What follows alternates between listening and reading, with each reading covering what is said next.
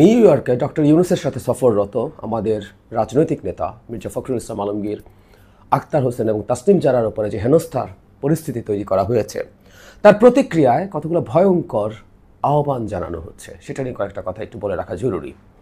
মানে কেউ কেউ বলার চেষ্টা করছেন এই হামলার মাধ্যমে আওয়ামী লীগ, এই দেশের প্রত্যেক আওয়ামী লীগারের বাড়ি ৩২ নম্বরের পরিণতি পাবে, এই পরিস্থিতি তৈরি করেছে এবং সেটাকে জায়েজ করেছেন তারা। আহ্বান জানানো হচ্ছে আওয়ামী লীগকে যে কোনোখানে হামলা বা প্রতিরোধ করার জন্য। এই ধরনের আহ্বান খুবই ভয়ঙ্কর। আমি দীর্ঘদিন থেকে, গত বেশ কয়েক মাস থেকে একটা কথা বলার চেষ্টা করছি, সেটা হলো সামনের সময়টা আমাদের জন্য খুবই টার্ময়েলের সময়। নির্বাচন ফেব্রুয়ারিতে হবে, এটা ভালো লাগছে না। বাংলাদেশে নির্বাচন হতে দেয়া হবে না এই বছরের, সামনের বছরের ফেব্রুয়ারিতে। এই চেষ্টা খুব সিরিয়াসলি করা হবে, এটা নিয়ে আমাদের কোনো রকম কনফিউশন রাখার দরকার নেই। এর জন্য দেশের অভ্যন্তরের এবং দেশের বাইরের অনেক শক্তি এর মধ্যে ইন্ধন যোগাবে।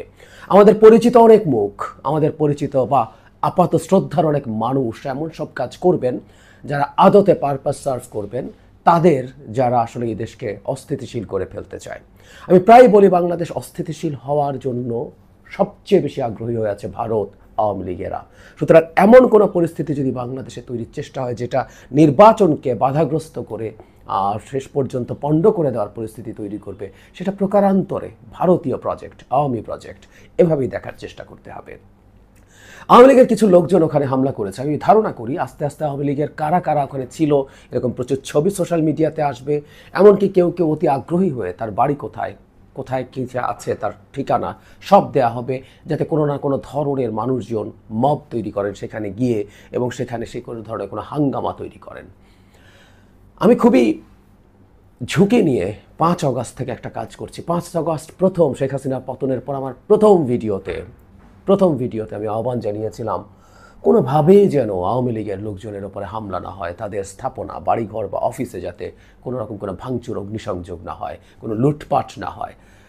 অনেকেরই ভাল লাগেনি, কিন্তু এটা করেছিলাম। মানে যেই মানুষটার দ্বারা আমরা সরাসরি ভুক্তভোগী হয়েছি, সাফার করেছি, প্রচুর আছে বিভিন্ন এলাকাতে, উপজেলা পর্যায়ে, জেলা পর্যায়ে বা ইউনিয়ন পর্যায়ে। আওয়ামী লীগের পান্ডারা যে পরিমাণ টর্চার করেছেন তার প্রতিপক্ষের ওপরে, যৌক্তিক ক্ষোভ থাকার কারণ আছে এবং সেটার কারণেই তার উপরে প্রতিক্রিয়া দেখানোর প্রবণতা হতে পারে, কিন্তু তারপরও এগুলোকে আমরা স্ট্রংলি কন্ডেম করেছি ওই ভোলেটাইল সময়। এরপরও যখনই এটা হয়েছে, 32 নম্বরের পর যখন বিভিন্ন এলাকায় আওয়ামী লীগের নেতাদের বাড়িঘরে হামলা আবার শুরু হলো, তখনও এটার বিরুদ্ধে কঠোরভাবে কথা বলেছি।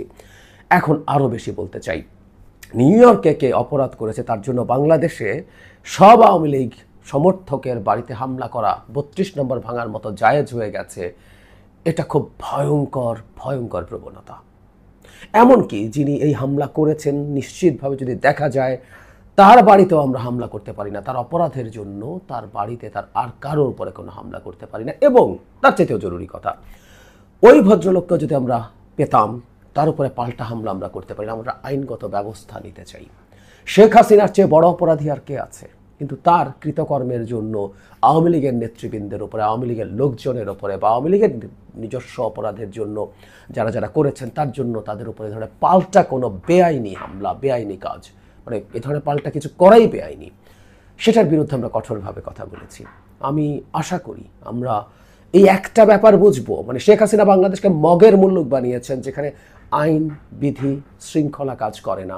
আমরা বাংলাদেশকে একটা উদার গণতান্ত্রিক দেশ বানাতে চাই যেখানে আইনের শাসন থাকবে এবং সেই চর্চাটা এখনই আমরা শুরু করে প্র্যাকটিস করে দেখাতে চাই যে ওরা যে অন্যায় করেছে তার পাল্টায় কোনো অন্যায়, তাতে আমার একটা অন্যায় করা জায়েজ হয়ে গেছে, এর চেয়ে কোনো কুযুক্তি, এর চেয়ে কোনো ফালতু কথা হতে পারে না। আমরা যেন এই ট্র্যাপে পা না দিই। আমাদের মনে রাখতে হবে আমরা ক্ষুব্ধ আছি, যৌক্তিক কারণেই ক্ষুব্ধ আছি, আমরা ইমোশনাল আছি। এই বিভৎসতার পরও আওয়ামী লীগের যে আচরণ সেটা আমাদেরকে ক্ষুব্ধ করে দেওয়ার জন্য যথেষ্ট। আমি মানতে প্রস্তুত আছি, এটা নিয়ে কোনো দ্বিমত নেই। আমিও মানুষ, আমার মধ্যেও জন্মগত যে ইটগুলো আছে সেগুলো কাজ করে, কিন্তু দিনের শেষে আসলে আমাদেরকে এটা নিয়ন্ত্রণ করে ভাবতে হবে আমি কারো ওপরে, আমার ওপরে অন্যায় হয়েছে বলে আমি কারো ওপরে পাল্টা অন্যায় করার অধিকার রাখি কিনা। তার চাইতেও জরুরি কথা, এই ভোলেটাইল সময়টাতে এই ধরনের আহ্বানে আমরা যদি সাড়া দিই, সেটা আমাদের গণতান্ত্রিক যে রূপান্তর সেটার পথকে খুব বাধাগ্রস্ত করার সম্ভাবনা তৈরি হবে। আমি কিছুদিন আগে চট্টগ্রাম ইউনিভার্সিটির ঘটনায় বলেছিলাম যে ঘটনা যাই ঘটুক প্রত্যেকটাকে কেন্দ্র করেই কোনো না কোনোভাবে বাংলাদেশে একটা অ্যানার্কি তৈরির চেষ্টা হবে, এক ধরনের মবক্রেসি তৈরি করার চেষ্টা হবে। কারণ এই ধরনের ঘটনা যদি প্রচুর কয়েকটা আবার ঘটিয়ে ফেলা যায়, রিপিটেডলি প্রশ্ন করা হচ্ছে, সামনে আরও বেশি হবে। আইন শৃঙ্খলার এই অবস্থায় কিভাবে একটা নির্বাচন করবে সরকার? নির্বাচন হতে পারে না, নানান রকম কিছু তখন সামনে আসতে শুরু করবে। সো আমরা যেন খুব কঠোরভাবে সতর্ক থাকি, এই অ্যানার্কিস্টদের আহ্বান